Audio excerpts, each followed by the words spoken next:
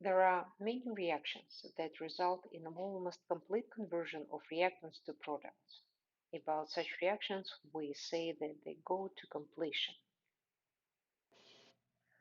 Many reactions of combustion, burning in oxygen, are examples of the irreversible reactions. For example, whenever methane is burning with oxygen, it's pretty much always the one-way ticket into carbon dioxide and water. However, there are many reversible reactions, reactions that occur in both directions, in the forward direction in the formation of the product, and the product can be rearranging itself into the forming the reactants. The interesting part about about the reversible reactions is that the forward and reverse reactions are happening at the same time. And if they are happening at the same rate, at the same speed, then the state of dynamic equilibrium can be reached.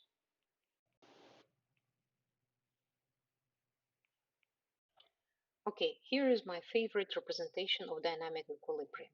Mom is putting balls away and the son is taking them out. It is a reversible process. As long as both of them are working at the same rate, the number of balls inside of the bin and outside of the bin is going to be constant. Not necessarily equal, but constant over time. If there are currently 20 balls inside of the bin and 10 outside, this is how it's going to be, even if mom and kid will work for hours, as long as they work at the same rate. For an observer, dynamic equilibrium appears to be not so dynamic, and there is no observable change, 20 balls inside of the bin and 10 outside. But this constant observation is the result of the constant, very dynamic work of mom and her son. Two conditions are necessary for dynamic equilibrium. The process must be reversible, and neither reactants nor products should be able to leave the system.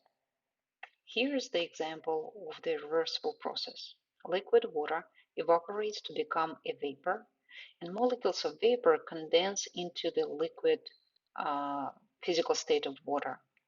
As long as this flask is sealed and none of the vapor can escape from it, and the temperature is kept constant, the level of liquid water inside of the flask is not going to change.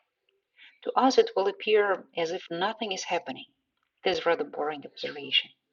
But if we had superhuman vision and could observe things at the molecular level, we would see molecules of water constantly evaporating from the surface and molecules of water vapor constantly losing their energy and condensing, becoming the part of the liquid water.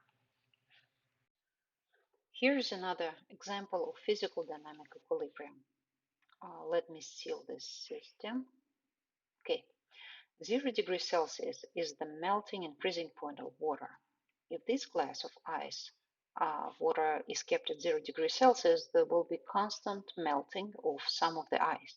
But 0 degrees Celsius is also a freezing point of the water, so there will be constant solidifying of water into ice.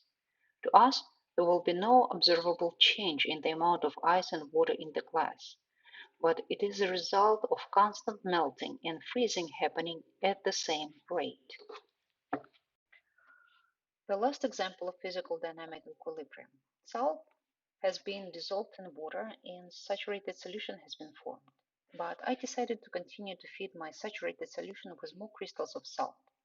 The extra crystals of salt will accumulate at the bottom of the beaker, and to my also limited vision, there will be no observable change.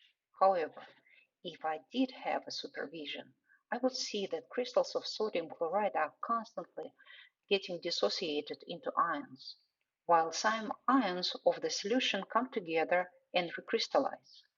Those two processes occurring at the same rate, so there will be no observable change in the amount of crystals at the bottom of the beaker, and no change in the amount of ions of sodium and chloride present in the solution.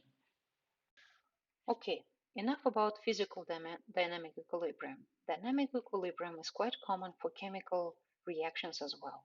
Once again, for dynamic equilibrium, we need a reversible process and a closed system, so neither reactants nor products could escape. Here, I have a closed container that I filled up with a bunch of nitrogen molecules and a bunch of hydrogen molecules. hydrogen and nitrogen start to collide into each other and convert themselves into ammonia. As the time goes by, the container will have less and less hydrogen and nitrogen as they turn themselves into ammonia, so consequently there will be more and more ammonia in it. As the concentration of ammonia molecules in the container is rising, there will be more and more frequent collisions among the ammonia molecules, which will lead to decomposition of ammonia back into hydrogen and nitrogen. Eventually, these two processes will reach equilibrium, when rate of the forward reaction will be equal to the rate of the reverse reaction. Inside of the container, there will be a constant amount of nitrogen, hydrogen, and the ammonia, the result of the constantly running forward reaction of synthesis and the reverse reaction of the decomposition. What is important to understand is that at the dynamic equilibrium, the rates, the speed of the forward reaction and the reverse reaction are equal, and the amount of reactants and products, they are constant. Here is the graph that represents the change in the amount of reactants and products. At the beginning of the reaction, we only have reactants. In our case, it is hydrogen and nitrogen, and none of the products, so zero amount of ammonia. As the forward reaction takes its course, there is a decrease in the amount of reactants and increase in the amount of products. You can see that the decrease in the amount of hydrogen and nitrogen slows down. It is because the reverse reaction of decomposition of ammonia into nitrogen and hydrogen kicks in. Eventually, when the rates of the forward and reverse reactions are equal, the concentration of reactants and products will stay constant over time. Here is the beginning of the state of dynamic equilibrium, from here and forward. This graph represents what happens to the rate of the forward and reverse reactions. Initially, there is a high concentration of reactants. High concentration, high speed of reaction. We know this from the collision theory and our investigation of factors affecting speed of reactions. As the concentration of reactants goes down, so does the rate of the forward reaction. While concentration of reactants decreases, the concentration of the product goes up. With that, there is an increase in the speed of the reverse reaction, leading to the formation of hydrogen and nitrogen. Eventually, at the point of equilibrium, the rates of forward and reverse reactions are equal.